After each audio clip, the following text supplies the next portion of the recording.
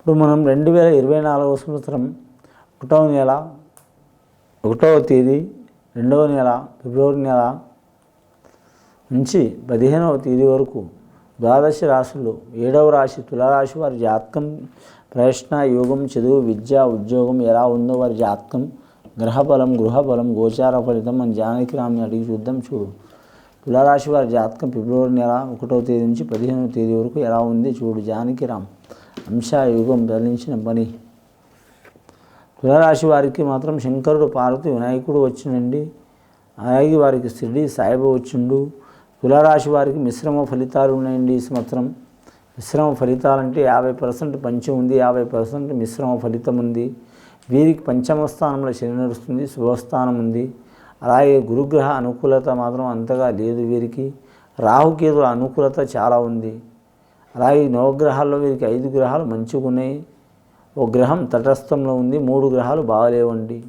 వీరి జాతకానికి ముఖ్యంగా శనీశ్వరుడు పంచమ స్థానంలో ఉన్నాడు కాబట్టి అంతర్దశ శని ఉన్నవాళ్ళు అంటే 37 సంవత్సరాల నుంచి పడితే 54 సంవత్సరాలు ఉన్నవారు శనీశ్వరుని పూజ చేపించుకోవడం, ఆంజనేయ స్వామిని పూజ చేపించుకోవడం, అలాగే నవగ్రహ ధ్యానం చేయటం, అన్నదానం చేయటం, రపు వస్త్రం దానం చేయటం, అలాగే వృద్ధుల్ని సాయం చేయటం, పిల్లల్ని సాయం చేయటం, అలాగే మాత్రం అనాథల్ని సాయం చేయటం, వికలాంగులకు సాయం చేయటం, అలాగే మాత్రం ఏదైనా వ్యసనం ఉన్న వారికి తినిపించడం, తాపించడం, అలాగే మాత్రం చేతకాని వారికి ఆదరణ చేయటం, ఇలాంటివి చేస్తే చాలా మంచి ఫలితాలు కలుగుతాయండి.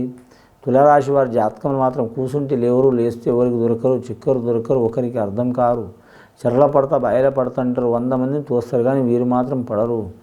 వీరు ఒకరికి టోపీ వేయాలనుకుంటారు కానీ వీరికే డబుల్ టోపీ పడుతుంది వీరి జాతక బలానికి.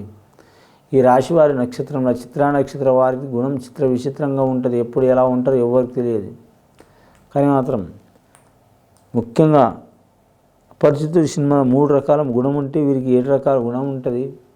దశావతార గుణం ఉంటుంది, అంశబలం భారీ ఉంటుంది. గొప్ప గొప్ప కళాకారులు, విద్యాకారులు, మేధావులు, రాజకీయ నాయకులు తులారాశి వర్గంలో పుట్టిన వారై ఉంటారు. అలాగే వీరి జాతకంలో చూడాలంటే మాత్రం విశాఖ నక్షత్రం 1వ పాదం వారికి కూడా శుభ ఫలితం ఉంది. స్వాతి నక్షత్రంలో పుట్టిన వారికి కూడా శుభ ఫలితం ఉంది. చిత్రా నక్షత్రం వారికి మాత్రం అధిపతి మాత్రం చూడాలంటే శుక్రుడు అండి.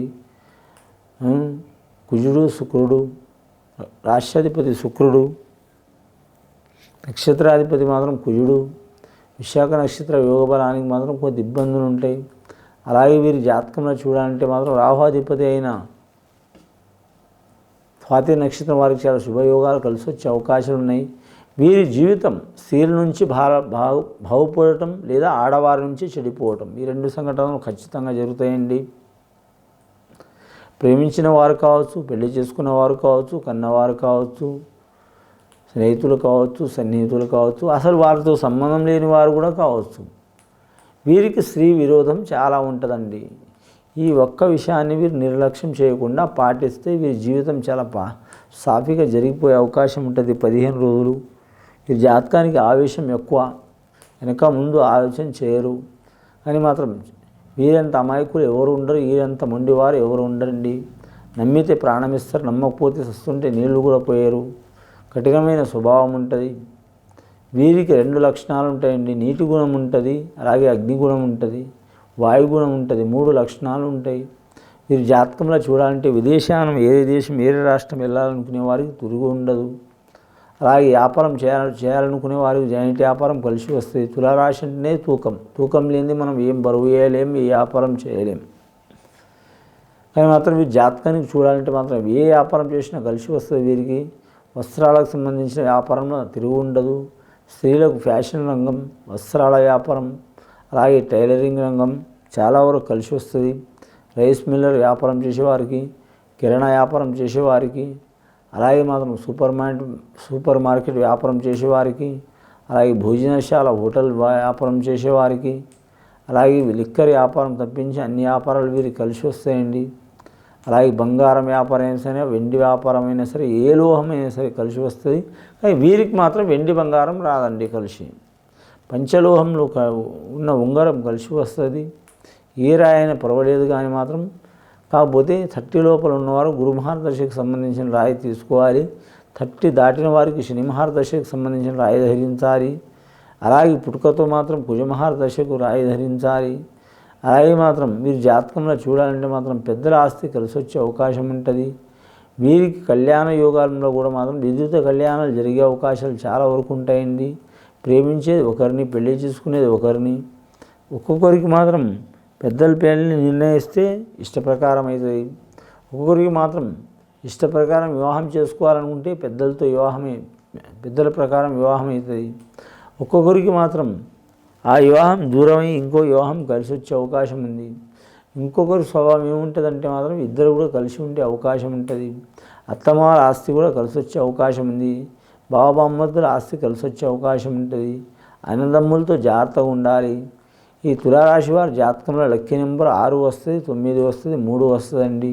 అన్ని వారాలు మంచిదే. అమావాస్య కూడా కలిసి వస్తుంది వీరికి. అమావాస్య ఎందుకు కలిసి వస్తుందంటే మాత్రం అమ్మవారిని పూజ చేయటం, ఏ అమ్మవారు కావచ్చు, కనకదుర్గమ్మ కావచ్చు, పోచమ్మ కావచ్చు, నల్ల పోచమ్మ కావచ్చు, బెళ్ళమ్మ కావచ్చు, లేదా మాత్రం పోలేరమ్మ కావచ్చు, అలాగే సమ్మక్క సారక్క దేవతలు కావచ్చు, అలాగే కంచి కామాక్షి, మధుర మీనాక్షి కావచ్చు, సత్యనారాయణ స్వామి సంబంధించిన పూజ, సరస్వతి దేవత పూజ తప్పించి, లక్ష్మీదేవత తప్పించి ఎవరిని లక్ష్మీదేవత కూడా పూజ చేయవచ్చు. దీపావళి అమావాస రోజు తప్పించి అన్నీ చేస్తే చాలా మంచిదండి. వీరి పేరు మీద మాత్రం భర్తతో భార్యకు, భార్య నుంచి భర్తకు చాలా వరకు శుభయోగాలు కలిసి వస్తాయండి. పెద్దల ఆస్తి కూడా కలిసి వచ్చే అవకాశం ఉంది. స్నేహితులు ఎంతవరకు సాయం చేస్తారో అంతవరకు దెబ్బతీసే అవకాశం ఉంటుంది. కానీ సినీ ఇండస్ట్రీలో కలిసి రావాలంటే చాలా వరకు వీరికి పేరు సంపాదించుకునే అవకాశం ఉంటుందండి. నటులు కావచ్చు, నిర్మాతలు కావచ్చు, డైరెక్టర్లు కావచ్చు, సంగీత కళాకారులు కావచ్చు, అలాగే సాంకేతిక నిపుణులు కావచ్చు, మీడియా రంగం వారు కావచ్చు, టీవీ రంగం వారు కావచ్చు, రంగస్థల కళాకారులు కావచ్చు, వర్ధమాన కళాకారులు కావచ్చు, గొప్ప పేరు ప్రఖ్యాతులు సంపాదించుకునే అవకాశం ఉంది. రాజకీయ నాయకులకైతే తిరుగు ఉండదు. వీరి జాతకంలో కలిసి వచ్చే అవకాశం ఉంటుంది. అలాగే మాత్రం రాబోయే ఎలక్షన్లో కూడా మాత్రం చాలా శుభ ఫలితాలు కలిసి వచ్చే అవకాశం ఉందండి. ఈ ఎలక్షన్లో పంచాయతీ సర్పంచ్ ఎలక్షన్లో కూడా కలిసి వచ్చే అవకాశం ఉంది. రావబలం ఉన్నది వీరి జాతక బలంలో. అలాగే వీరికి మాత్రం ఎవరు పూజ చేసినా చేయకపోయినా మాత్రం కులదేవతని ఆరాధన చేయటం, అలాగే మాత్రం వంశదేవతని ఆరాధన చేయటం, అలాగే మాత్రం వీరు కొలిచిన దేవుని ఆరాధన చేయటం చాలా మంచిది. వీరి పేరు మీద చూడాలంటే మాత్రం అరిషడ్ వర్గాల్లో మాత్రం తినే కాడ, తాయి కాడ, స్త్రీ కాడ ఈ 3 విషయాల్లో జాగ్రత్తగా ఉండాలండి. కానీ మాత్రం ధనం చూసి గుణం చెరువు, స్త్రీని చూసి మనసు చెదురు అన్నట్టు ఉంటుందండి. కాబట్టి స్త్రీ విషయంలో జాగ్రత్తగా ఉండాలి. అంశబలం భారీ ఉంటుంది. పోలీస్ స్టేషన్ కిరికిరిలో చిక్కులు చికాకులు ఉన్నవారు, లేనిపోయిన తగాదాలు ఉన్నవారు రాజీ చేసుకోవడం చాలా మంచిది. అయినా సరే వీరికి భగవంతుడు కాపాడే అవకాశం ఉంటుంది.